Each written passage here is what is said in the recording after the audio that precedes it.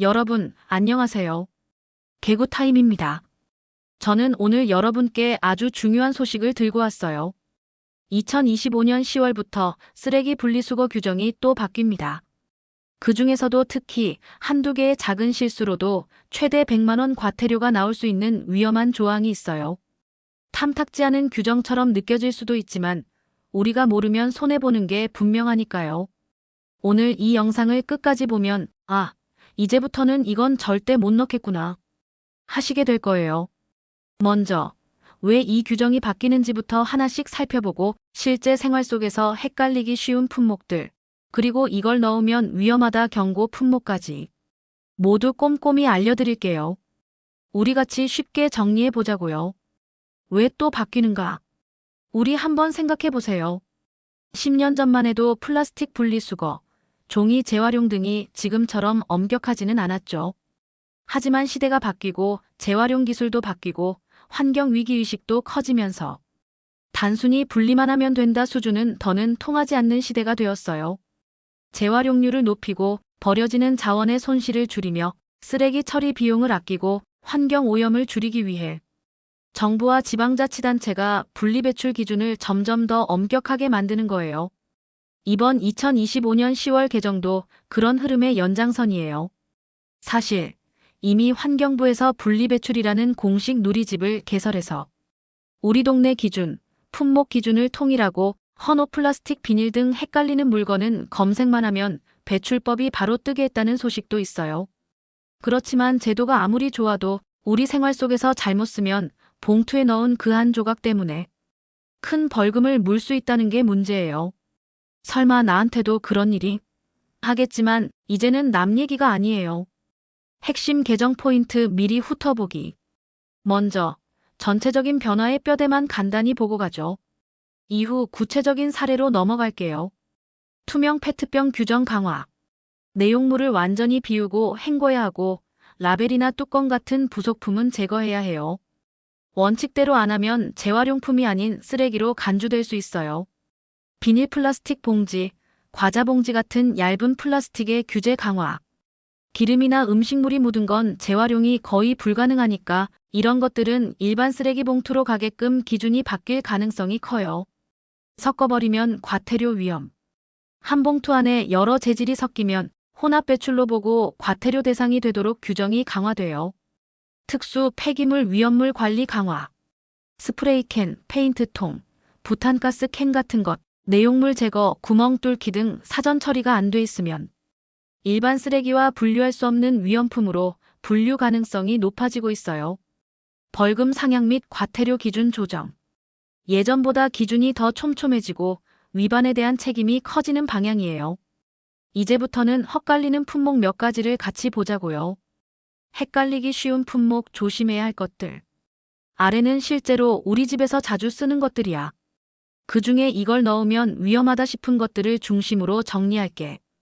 과자봉지, 비닐봉지.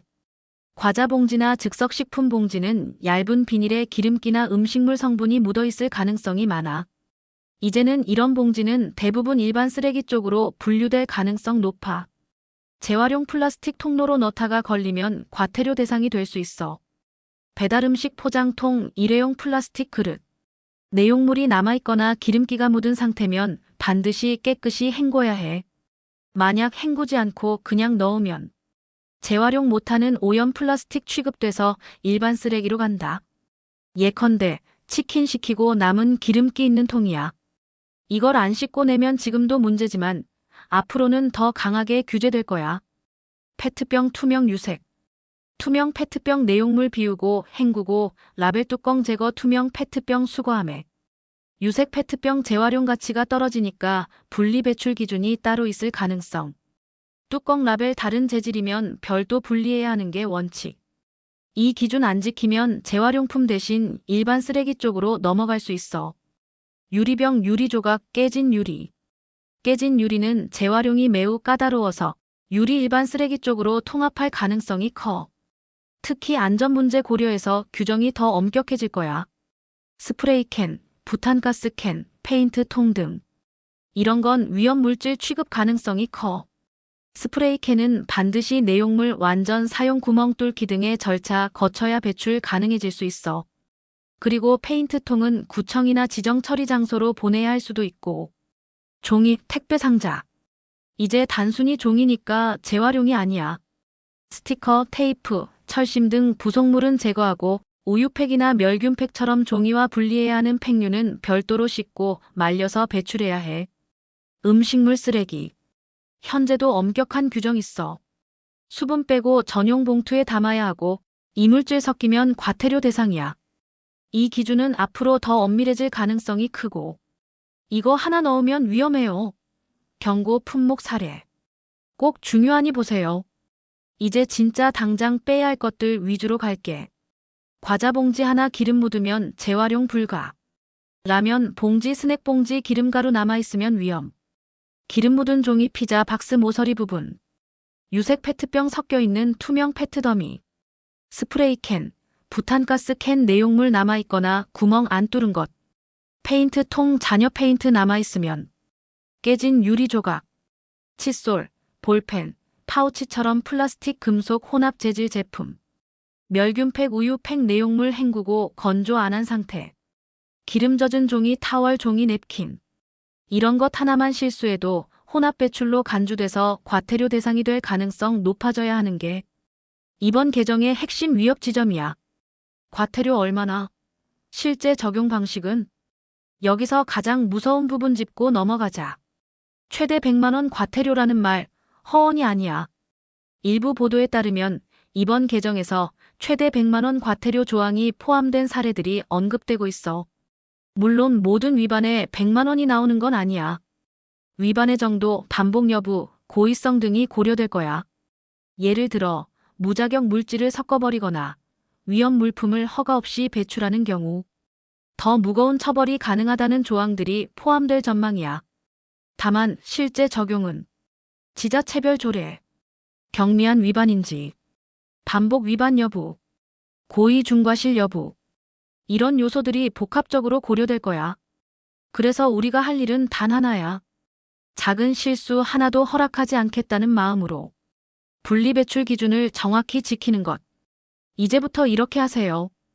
이제 우리가 손에 잡히는 실천 지침들을 만들어보자. 이걸 기억해두면 아차 하는 실수를 줄일 수 있어. 항목 실천 방법 비고.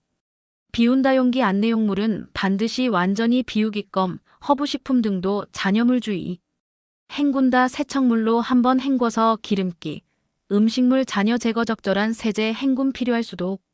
건조 말린 다물기 남아있으면 재활용 안 되어 햇볕에 말리거나 수건으로 닦기. 분리 엔드 제거 라벨, 뚜껑, 금속 종이 부속물 등 제거 다른 재질이면 따로 배출. 섞지 않는다 재질별로 따로 분류 배출 혼합 배출은 과태료 위험. 위험 품목 사전 처리 스프레이 캔은 구멍 뚫기, 페인트 통 비우기 등지 자체 지침 꼭 확인.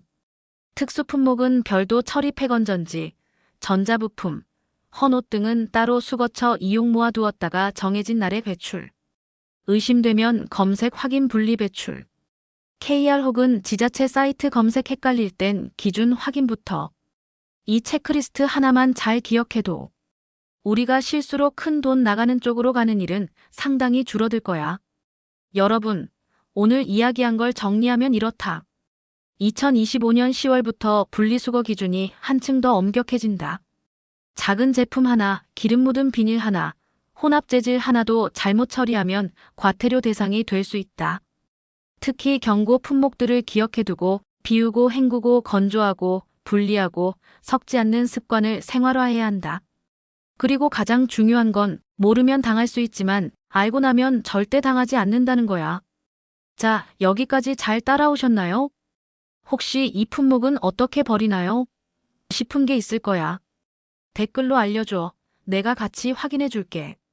그리고 이 영상이 도움이 되셨다면 좋아요, 구독 한 번만 눌러줘. 가까운 지인들, 특히 부모님이나 연세 있는 분들한테도 공유해주면 좋아요. 하나가 큰 차이를 만들 수 있습니다. 2025년 10월 새로운 시작이다. 지금부터 우리 분리수거의 달인 되자고요. 그럼 다음 영상에서 또 만나요. 감사합니다.